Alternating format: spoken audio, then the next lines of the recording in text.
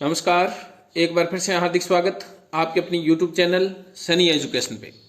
हमने जो बाल विकास और शिक्षा मनोविज्ञान के अति महत्वपूर्ण प्रश्नों की टेस्ट सीरीज शुरू की थी, उसके अब तक 19 वीडियो आ चुके हैं। जिन साथियों ने वो वीडियो नहीं देखे तो उनकी लिंक आपको वीडियो के डिस्क्रिप्शन बॉक्स में मिल जाएगी, आप वहां से उन वीडियो को देख सकते हो। आज के वीडियो में बाल विकास और शिक्षा मनोविज्ञान के अति महत्वपूर्ण 50 प्रश्नों को लिया गया है। ये प्रश्न आगामी सभी प्रकार की प्रतियोगी परीक्षाओं की दृष्टि से बहुत ही महत्वपूर्ण साबित होंगे, इसलिए वीडियो को पूरा देखें। यदि आपको वीडियो पसंद आता है तो वीडियो को लाइक करें, अपने मित्रों में ज्यादा से ज्यादा शेयर करें और आप यदि चैनल पर नए हो तो चैनल को सब्सक्राइब जरूर करें। तो शुरू करते हैं। आज का पहला प्रश्न हमारे पास अधिगम का शिक्षा में योगदान है। तो अधिगम का शिक्षा में क्या योगदान है हमारे पास? जिन साथियों को आ रहे हैं वो कमेंट बॉक्स में इनका उत्तर जरूर लिखें। तो हमारे पास पहला ऑप्शन व्यवहार परिवर्तन में, 2 नंबर नवीन अनुभव प्राप्त करने में, और 3 नंबर है समायोजन में, और 4 नंबर है इन सभी में। तो अधिगम का शिक्षा में योगदान होता है व्यवहार परिवर्तन करने में, नवीन अनुभव प्राप्त करने में, समायोजन स्थापित करने में। तो इन सभी में ये 4 नंबर ऑप्शन सही हो जाएगा। उसके बाद में हमारे पास 2 नंबर प्रश्न है सीखना प्रक्रिया है। सीखना कैसी प्रक्रिया है? विकास की। 2 नंबर है व्यवहार परिवर्तन की, 3 नंबर उन्नति की, और 4 नंबर है यह सभी। तो सीखना विकास की प्रक्रिया है, व्यवहार परिवर्तन की प्रक्रिया है, उन्नति की प्रक्रिया है। तो यह सभी ऑप्शन सही हो जाएगा। उसके बाद में हमारे पास 3 नंबर प्रश्न है अधिगम करता हेतु अधिगम का मुख्य आधार क्या है? तो अधिगम करता हेतु अधिगम का मुख्य आधार क्या है? हमारे पास पहला ऑप्शन शारीरिक विकास, उसके बाद में 2 नंबर विद्यालय की बनावट, 3 नंबर है परिपक्वता, और 4 नंबर है उपयुक्त सभी। तो मुख्य आधार यह सभी हो जाएंगे अधिगम कर्ता के लिए। 4 नंबर ऑप्शन सही हो जाएगा।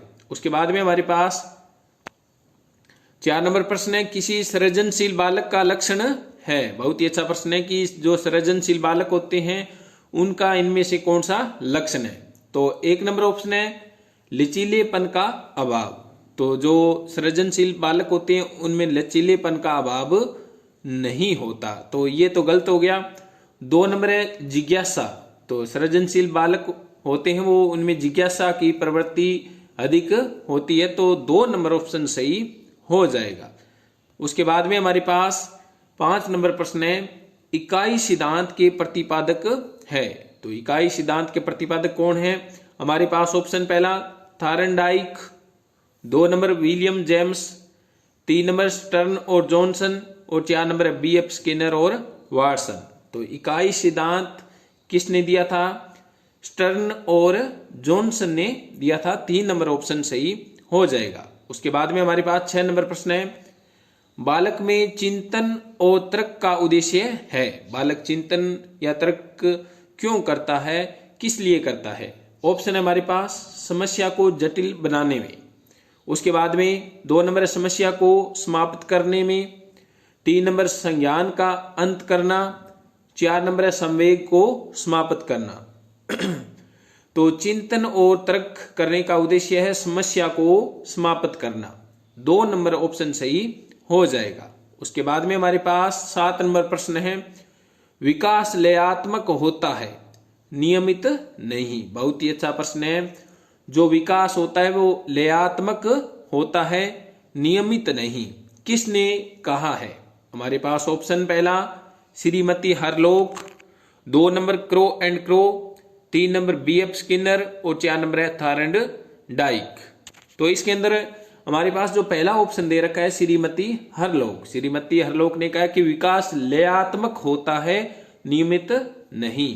तो 1 नंबर ऑप्शन सही हो जाएगा। उसके बाद में हमारे पास 8 नंबर प्रश्न है भाटिया बुद्धि परीक्षण का प्रयोग किस आयु वर्ग के बालक पर करते हैं? तो भाटिया बुद्धि परीक्षण का प्रयोग किस आयु वर्ग पर किया जाता है? तो भाटिया बुद्धि परीक्षण का प्रयोग 11 से 16 वर्ष की आयु के बालकों पर किया जाता है। उसके बाद में हमारे पास 9 नंबर प्रश्न है, बहुत ही अच्छा प्रश्न है। अधिगम में वृद्धि ही शिक्षण है। बहुत ही अच्छा प्रश्न है कि अधिगम में वृद्धि ही शिक्षण है, यह कथन किसका है?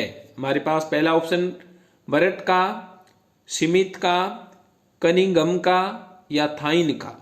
तो यह जो 4 नंबर ऑप्शन दे रखा है थाइन ने कहा है कि अधिगम में वृद्धि करना ही शिक्षण है। उसके बाद में हमारे पास 10 नंबर प्रश्न है, किसके अनुसार विकास एक प्रकार का परिवर्तन है? बहुत ही अच्छा प्रश्न है कि विकास जो है वो एक प्रकार का क्या है? परिवर्तन है। इस परिवर्तन में क्या होता है? विकास एक प्रकार का परिवर्तन है और इस परिवर्तन में नवीन योग्यता और क्षमता का विकास होता है। नवीन योग्यताओं, यहाँ पे होगा योग्यताओं और क्षमताओं का विकास होता है। बहुत ही अच्छा प्रश्न है कि विकास एक प्रकार का परिवर्तन है जिसमें नवीन योग्यताओं और क्षमताओं का विकास होता है। हमारे पास ऑप्शन पहला गेसेल, 2 नंबर जीन पियाजे, 3 नंबर है श्रीमती हार्लोक और 4 नंबर है BF स्किनर। तो इसके अंदर हमारे पास जो 1 नंबर ऑप्शन दे रखा है गैसेल ने यह परिभाषा दी है। उसके बाद में हमारे पास 11 नंबर प्रश्न है, विकास की किस अवस्था पर, विकास की किसी भी अवस्था पर कुछ भी सिखाया जा सकता है, यह परिभाषा किसकी है? बहुत ही अच्छी परिभाषा है। तो विकास की जितनी भी अवस्थाएं होती है, अलग अलग मनोवैज्ञानिकों ने अलग अलग अवस्थाएं बताई है। तो वैसे 4 अवस्थाएं होती है। तो विकास की किसी भी अवस्था पर कुछ भी सिखाया जा सकता है, यह परिभाषा किसकी है? हमारे पास ऑप्शन पहला जीन पियाजे, 2 नंबर मेस्लो, 4 नंबर कोहेलबर्ग और 5 नंबर क्लार्क हल। तो इसके अंदर जो हमारे पास पहला ऑप्शन दे रखा है जीन पियाजे ने कहा है कि विकास की किसी भी अवस्था में कुछ भी सिखाया जा सकता है।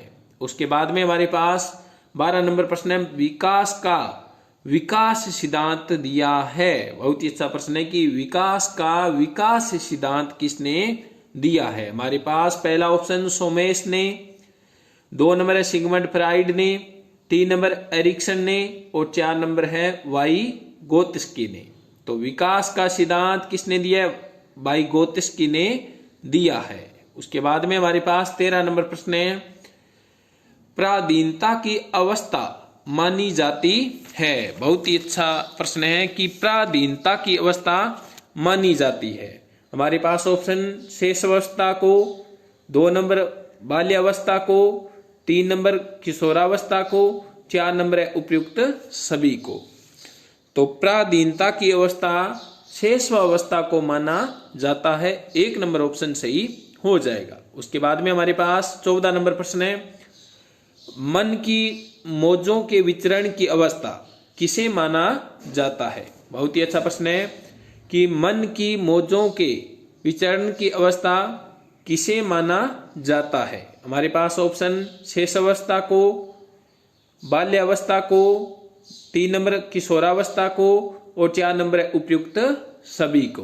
तो मन की मौजों के विचरण की अवस्था शेष अवस्था को माना जाता है, 1 नंबर ऑप्शन सही हो जाएगा। उसके बाद में हमारे पास 15 नंबर प्रश्न है, नकारात्मक प्रवृत्ति पाई जाती है। तो नकारात्मक प्रवृत्ति किस में पाई जाती है? हमारे पास ऑप्शन शिशु में, 2 नंबर ऑप्शन बालक में, 3 नंबर किशोर में और 4 नंबर है बूढ़े में। तो नकारात्मक प्रवृत्ति सबसे अधिक बालक में पाई जाती है, 2 नंबर ऑप्शन सही हो जाएगा। उसके बाद में हमारे पास 16 नंबर प्रश्न है, यथार्थवादी दृष्टिकोण विशेषता है। बहुत ही अच्छा प्रश्न है कि यथार्थवादी दृष्टिकोण किसकी विशेषता है? हमारे पास ऑप्शन पहला शेष अवस्था की, 2 नंबर ऑप्शन बाल्यावस्था की, 3 नंबर किशोरावस्था की और 4 नंबर उपयुक्त सभी की। तो यथार्थवादी दृष्टिकोण किसकी विशेषता है? बाल्यावस्था की विशेषता है, 2 नंबर ऑप्शन सही हो जाएगा। यथार्थवादी दृष्टिकोण बाल्यावस्था की विशेषता है।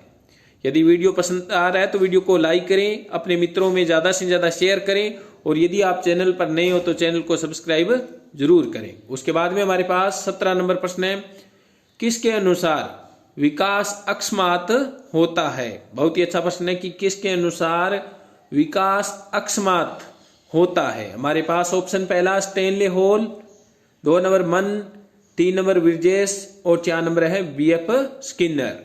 तो किसके अनुसार विकास अचानक या अकस्मात होता है? स्टेनले हॉल के अनुसार विकास अकस्मात होता है। उसके बाद में हमारे पास 18 नंबर प्रश्न है विकास से संबंधित यह प्रश्न है, यह आनुवांशिकता या पर्यावरण नहीं है। यह आनुवांशिकता या पर्यावरण नहीं है परंतु आनुवांशिकता और पर्यावरण है। यह कथन किसका है? बहुत ही अच्छा प्रश्न है कि जो विकास होता है वो आनुवांशिकता और पर्यावरण नहीं है। आनुवांशिकता अकेले आनुवांशिकता या अकेले पर्यावरण का नहीं है। तो विकास पर तो किसका प्रभाव पड़ता है? आनुवांशिकता और पर्यावरण दोनों का प्रभाव पड़ता है। तो यह कथन किसका है? यह आनुवांशिकता या पर्यावरण नहीं है परंतु यह आनुवांशिकता और पर्यावरण है। यह कथन किसका है? हमारे पास परिभाषा ऑप्शन है 1 नंबर आर डेविस, 2 नंबर फ्रांसीसी गाल्टन, 3 नंबर वाटसन और 4 नंबर है लेमले। तो इसके अंदर जो 4 नंबर ऑप्शन दे रखा है लेमले वो सही हो जाएगा। उसके बाद में हमारे पास 19 नंबर प्रश्न है, बालक के समाजीकरण में समूह का योगदान किस कारक पर सबसे अधिक पड़ता है? बहुत ही अच्छा प्रश्न है कि बालक के समाजीकरण में समूह का योगदान किस कारक पर सबसे अधिक पड़ता है? 1 नंबर ऑप्शन स्थिति, 2 नंबर कार्य भाग, 3 नंबर अंतःक्रिया और 4 नंबर ऑप्शन है नियंत्रणता। तो समूह का योगदान सबसे अधिक अंतःक्रिया को प्रभावित करता है या इस पर सबसे अधिक प्रभाव इसका पड़ता है। उसके बाद में हमारे पास 20 नंबर प्रश्न है, अस्पष्ट व्यक्तित्व की अवस्था किसे माना जाता है? बहुत ही अच्छा प्रश्न है। अस्पष्ट व्यक्तित्व की अवस्था, अस्पष्ट व्यक्तित्व की अवस्था किसे माना जाता है? हमारे पास पहला ऑप्शन शैशवावस्था को, बाल्यावस्था को, किशोरावस्था को, वृद्धावस्था को। तो अस्पष्ट व्यक्तित्व की अवस्था किशोरावस्था को माना जाता है।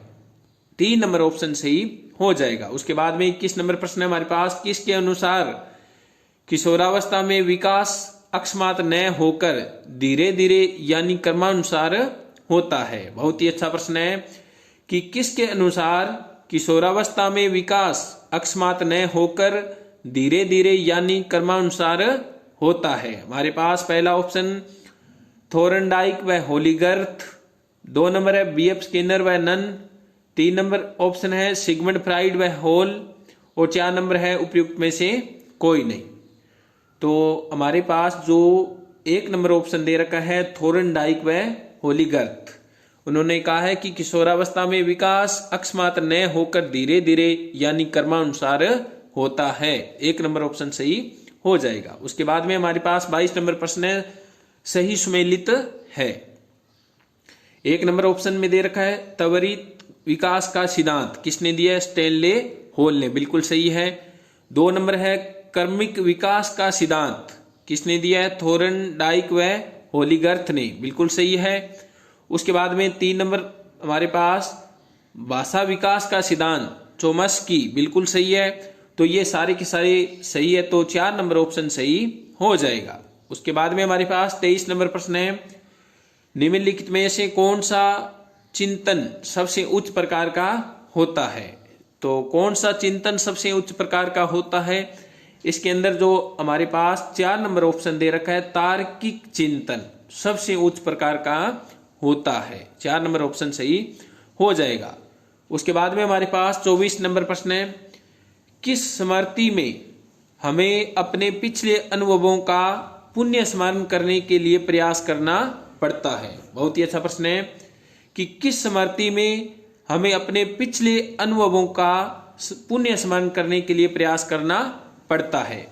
हमारे पास ऑप्शन व्यक्तिगत स्मृति, 2 नंबर स्थायी स्मृति, 3 नंबर है तात्कालिक स्मृति और 4 नंबर है सक्रिय स्मृति। तो इसके अंदर जो 4 नंबर ऑप्शन है सक्रिय स्मृति वो सही हो जाएगी।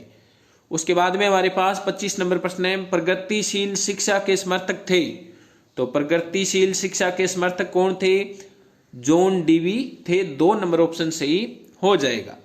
उसके बाद में हमारे पास 26 नंबर प्रश्न है, विकासात्मक संवेग का सिद्धांत का प्रतिपादन निम्न में से किसने किया था? बहुत ही अच्छा प्रश्न है कि विकासात्मक संवेग का सिद्धांत, विकासात्मक संवेग का सिद्धांत का प्रतिपादन किसने किया था? हमारे पास ऑप्शन पहला विर्जेज, 2 number Watson, 3 number John Dewey और 4 नंबर जीन पियाजे। तो विकासात्मक संवेग का सिद्धांत विर्जेज ने दिया था। 1 नंबर ऑप्शन सही हो जाएगा। उसके बाद में हमारे पास 27 नंबर प्रश्न है, किसके अनुसार समस्त शिक्षण का अर्थ है कि सीखने में वृद्धि करना? बहुत ही अच्छा प्रश्न है कि समस्त शिक्षण का अर्थ है कि सीखने में वृद्धि करना। हमारे पास ऑप्शन पहला BF Skinner, 2 number James थाइन, 3 number Clark और 4 नंबर है एरिक्सन। तो इसके अंदर जो हमारे पास 2 नंबर ऑप्शन दे रखा है जेम्स थाइन। जेम्स थाइन के अनुसार समस्त शिक्षण का अर्थ है कि सीखने में वृद्धि करना। उसके बाद में हमारे पास 28 नंबर प्रश्न है, छात्रों को अभिप्रेरणा प्रदान करने के लिए अपनाएंगे? क्या अपनाएंगे छात्रों को अभिप्रेरणा प्रदान करने के लिए? हमारे पास पहला ऑप्शन पुरस्कार तथा दंड, बिल्कुल सही है। उसके बाद में 2 नंबर ऑप्शन है नवाचार, बिल्कुल ये भी सही है। उसके बाद में 3 नंबर है प्रतिस्पर्धात्मक, ये भी सही है। और 4 नंबर है उपयुक्त सभी। तो बालकों को या छात्रों को अभिप्रेरणा प्रदान करने के लिए ये सभी चीजें अपनाएंगे। 4 नंबर ऑप्शन सही हो जाएगा। उसके बाद में हमारे पास 29 नंबर प्रश्न है, बहुत ही अच्छा प्रश्न है, परिवार सीखने का सर्वोत्तम स्थान है। परिवार सीखने का सर्वोत्तम स्थान व बालक का प्रथम विद्यालय है, यह किसने कहा है? बहुत ही अच्छा प्रश्न है कि परिवार सीखने का सर्वोत्तम स्थान है वह बालक का प्रथम विद्यालय है, यह किसने कहा है? किसने कहा है? हमारे पास ऑप्शन पहला Pestalozzi, 2 number Ericsson, 3 number Jean पियाजे और 4 नंबर है अल्बर्ट बंडूरा। तो किसने कहा है? पेस्टालोजी ने कहा है कि परिवार सीखने का सबसे सर्वोत्तम स्थान है वह बालक का प्रथम विद्यालय है। पेस्टालोजी ने यह कहा है। उसके बाद में 30 नंबर प्रश्न है हमारे पास, खेल का मैदान बालक का निर्माण स्थल है। बहुत ही अच्छा प्रश्न है कि खेल का मैदान बालक का निर्माण स्थल है, यह कथन किसका है? हमारे पास ऑप्शन BF स्किनर का, श्रीमती हरलोक का, 2 नंबर है क्रो एंड क्रो का और 4 नंबर है गैसेल का। तो खेल का मैदान बालक का निर्माण स्थल है, यह BF स्किनर ने कहा है। 1 नंबर ऑप्शन सही हो जाएगा। उसके बाद में हमारे पास 31 नंबर प्रश्न है, शिशु के व्यवहार का आधार होता है। बहुत ही अच्छा प्रश्न है, शिशु का जो व्यवहार होता है वो किसके द्वारा केंद्रित होता है? शुरुआत के अंदर हमारे पास ऑप्शन संवेग, 2 नंबर सुझाव, 3 नंबर अनुकरण और 4 नंबर है मूल प्रवृत्तियां। तो शिशु का व्यवहार का जो आधार होता है वो मूल प्रवृत्तियां होती है। 4 नंबर ऑप्शन सही हो जाएगा। उसके बाद में हमारे पास 32 नंबर प्रश्न है, जन्म के समय नवजात शिशु नीरा पशु होता है, यह कथन किसका है? बहुत ही अच्छा प्रश्न है कि जन्म के समय नवजात शिशु नीरा पशु होता है, यह कथन किसका है? हमारे पास ऑप्शन केटल, 2 नंबर जीन पियाजे, 3 नंबर एरिक्सन और 4 नंबर है होर्नी। तो इसके अंदर जो 4 नंबर ऑप्शन दे रखा है होर्नी, होर्नी ने कहा है कि जन्म के समय नवजात शिशु नीरा पशु होता है। 4 नंबर ऑप्शन सही हो जाएगा। उसके बाद में हमारे पास 33 नंबर प्रश्न है, बहुत ही अच्छा प्रश्न, कई घंटे तक सोने वाले शिशु उद्दीपन के अवसरों से प्राय वंचित हो जाते हैं, जिससे संज्ञानात्मक विकास पर ऋणात्मक प्रभाव पड़ता है, यह कथन किसका है? बहुत ही अच्छा प्रश्न है कि कई घंटे तक सोने वाले शिशु उद्दीपन के अवसरों से प्राय वंचित हो जाते हैं, जिससे संज्ञानात्मक विकास पर ऋणात्मक प्रभाव पड़ता है, यह कथन किसका है? हमारे पास पहला option Mosca, 2 number horny, 3 number kettle और 4 नंबर है BF स्किनर। तो इसके अंदर जो 1 नंबर ऑप्शन दे रखा है मोस, वो सही हो जाएगा।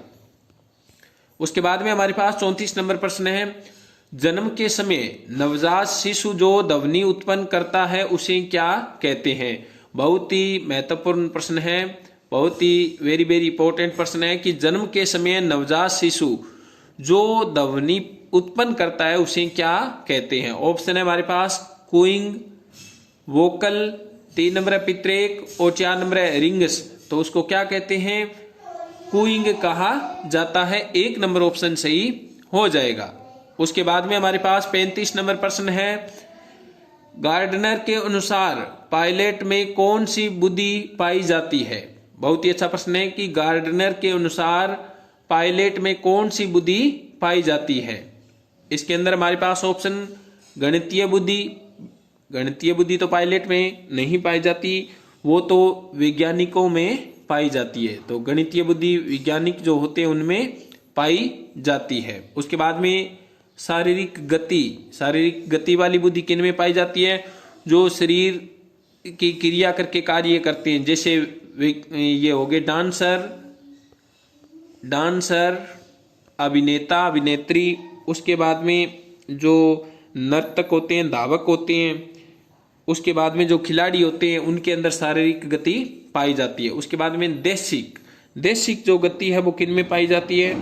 नाविक में, मूर्तिकार में और चित्रकार और पायलट में पाई जाती है। तो गार्डनर के अनुसार पायलट में देशिक बुद्धि पाई जाती है। उसके बाद में अंतर व्यक्तिगत, ये जो बुद्धि पाई जाती है वो जो राजनेता होते हैं उनके अंदर यह बुद्धि पाई जाती है। जो राजनेता हो गए, परामर्शदाता और मनोवैज्ञानिक जो होते हैं उनके अंदर अंतः व्यक्तिगत बुद्धि पाई जाती है। तो पायलट में देशिक बुद्धि पाई जाती है। उसके बाद में हमारे पास 36 नंबर प्रश्न है, किसी क्रिया को बार बार दोहराने से उसके संस्कार मन में पक्के हो जाते हैं, यह कथन या तथ्य है? तो किसी क्रिया को बार बार दोहराएं तो उसके संस्कार क्या हो जाते हैं? मन में पक्के हो जाते हैं। तो यह तथ्य क्या है? हमारे पास पहला ऑप्शन है प्रभाव के नियम का, ध्यान के नियम का, 3 नंबर है अभ्यास के नियम का और 4 नंबर उपयुक्त में से कोई नहीं। तो किसी भी चीज को हम बार बार दोहराएंगे, उसका अभ्यास करेंगे तो उसके संस्कार मन में पक्के हो जाएंगे। तो इसमें हो जाएगा अभ्यास का नियम, 3 नंबर ऑप्शन सही हो जाएगा। उसके बाद में 37 नंबर प्रश्न है हमारे पास, परिवार व्यक्तियों का एक ऐसा समूह है जिसमें एक सामान्य संस्कृति का सृजन एवं पोषण कर पति पत्नी, माता पिता, पुत्र पुत्री अंतर्निहित क्रियाएं करते हुए एक साधारण गृहस्थी की रचना करते हैं। तो यह परिभाषा किसने दी है? हमारे पास option MacIver, 2 number Lucy Mair, 3 number Comte और 4 नंबर बर्गेस एवं लोक। तो इसके अंदर हमारे पास जो 4 नंबर ऑप्शन दे रखा है बर्गेस एवं लोक, वो सही हो जाएगा। उसके बाद में हमारे पास 38 नंबर प्रश्न है, किन मनोवैज्ञानिकों का मानना है कि बालक की लंबाई पर पर्यावरण का प्रभाव पड़ता है? बहुत ही अच्छा प्रश्न है। किन मनोवैज्ञानिकों का मानना है कि बालक की लंबाई पर, जो बालक की लंबाई होती है उसके ऊपर पर्यावरण का प्रभाव पड़ता है? हमारे पास ऑप्शन, पहला ऑप्शन है स्किनफेल्ड, 2 नंबर बोस, 3 नंबर है उपयुक्त दोनों और 4 नंबर है कुमारी वर्क। तो इसके अंदर जो 3 नंबर ऑप्शन दे रखा है उपयुक्त दोनों, मतलब स्किनफेल्ड और बोस ने क्या कहा है कि बालक की लंबाई पर पर्यावरण का प्रभाव पड़ता है। 3 नंबर ऑप्शन सही हो जाएगा। उसके बाद 39 नंबर प्रश्न है हमारे पास, सामाजिकरण द्वारा मानव शिशु का व्यवहार कैसा हो जाता है? बहुत ही अच्छा प्रश्न है कि सामाजिकरण द्वारा मानव शिशु का व्यवहार कैसा हो जाता है? हमारे पास पहला ऑप्शन अलौकिक, 2 नंबर परिमार्जित, 3 नंबर विकृत और 4 नंबर है अद्वितीय।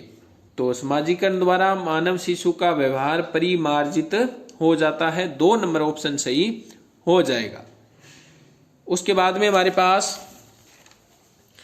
40 नंबर प्रश्न है, बालक के सामाजिक विकास पर निम्न बाल समूहों की किन क्रियाओं का सबसे अधिक प्रभाव पड़ता है। बहुत ही महत्वपूर्ण प्रश्न है कि बालक के सामाजिक विकास पर निम्न बाल समूहों की किन क्रियाओं का सबसे अधिक प्रभाव पड़ता है। हमारे पास ऑप्शन अंतर क्रिया, प्रतियोगिता, 3 नंबर संघर्ष और 4 नंबर है सहयोग।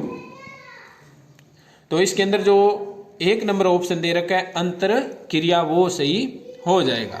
उसके बाद में हमारे पास 41 नंबर प्रश्न है, आर्मी बीटा किस प्रकार का परीक्षण है। तो आर्मी बीटा परीक्षण किस प्रकार का परीक्षण है।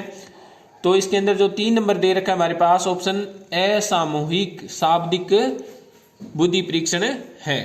तो 3 नंबर ऑप्शन सही हो जाएगा। उसके बाद में हमारे पास 42 नंबर प्रश्न है, पूर्ति, गणित, शब्द भंडार तथा निर्देश बुद्धि परीक्षण का प्रतिपादक कौन है।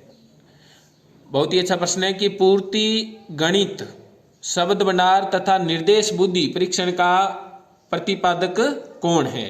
हमारे पास ऑप्शन थ्रस्टन, थोरनडाइक, 3 नंबर अल्फ्रेड विन्ने और 4 नंबर है एयरमैन।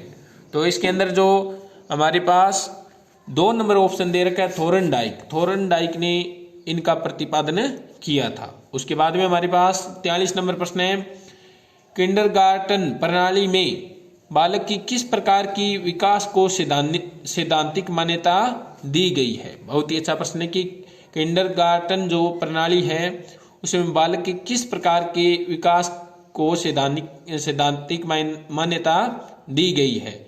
हमारे पास तीव्र विकास का सिद्धांत, 2 नंबर ऑप्शन है नियमित विकास का सिद्धांत और 3 नंबर है सतत विकास का सिद्धांत और 4 नंबर है अनियमित विकास का सिद्धांत।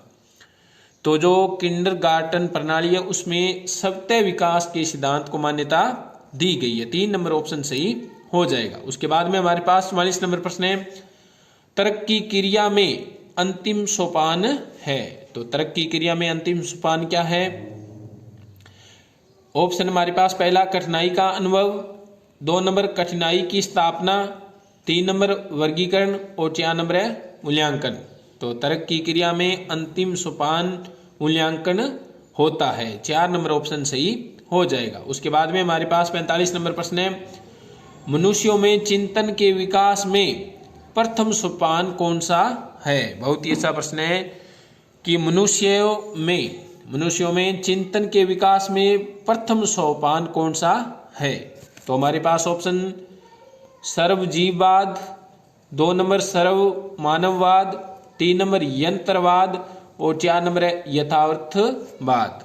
तो मनुष्यों में चिंतन का जब विकास होता है तो उसका प्रथम सोपान कौन सा होता है, सर्वजीववाद होता है। 1 नंबर ऑप्शन सही हो जाएगा।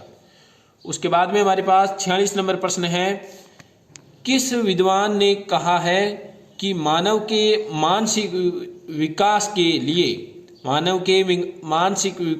लिए मातृभाषा उतनी ही आवश्यक है जितना कि उसके शारीरिक विकास के लिए माँ का दूध। बहुत ही अच्छी परिभाषा है कि किस विद्वान ने कहा है कि मानव के मानसिक विकास के लिए जितनी मातृभाषा आवश्यक है उतना ही उसके शारीरिक विकास के लिए माँ का दूध आवश्यक है। तो ये हमारे पास ऑप्शन महात्मा गांधी ने, डॉक्टर अंबेडकर ने, उसके बाद में 3 नंबर लोहिया ने और 4 नंबर जयप्रकाश नारायण ने। तो यह किसने कहा है, महात्मा गांधी ने कहा है। 1 नंबर ऑप्शन सही हो जाएगा। उसके बाद में 47 नंबर प्रश्न है हमारे पास, निम्न में से चिंतन के सबसे अधिक महत्वपूर्ण उपकरण कौन से हैं। तो चिंतन के सबसे अधिक महत्वपूर्ण उपकरण कौन से हैं। हमारे पास ऑप्शन प्रत्यक्ष, प्रतिमाएं, 4 नंबर समप्रत्यक्ष और 4 नंबर है सूत्र। तो निम्न में से चिंतन के सबसे अधिक महत्वपूर्ण उपकरण कौन से है। तो इसके अंदर जो 3 नंबर ऑप्शन दे रखा है समप्रत्यक्ष, वो सही हो जाएगा। उसके बाद में हमारे पास 48 नंबर प्रश्न है, अमूर्त बुद्धि का अच्छा उदाहरण नहीं है। अमूर्त बुद्धि किन में नहीं पाई जाती है? हमारे पास ऑप्शन चित्रकार, 2 नंबर साहित्यकार में, 3 नंबर कवि में और 4 नंबर व्यवसायी में। तो अमूर्त बुद्धि का अच्छा उदाहरण कौन सा नहीं है? जो 4 नंबर ऑप्शन दे रखा है व्यवसायी। व्यवसायी के अंदर अमूर्त बुद्धि नहीं पाई जाती। उसके बाद में हमारे पास 19 नंबर प्रश्न है, किंडरगार्टन प्रणाली है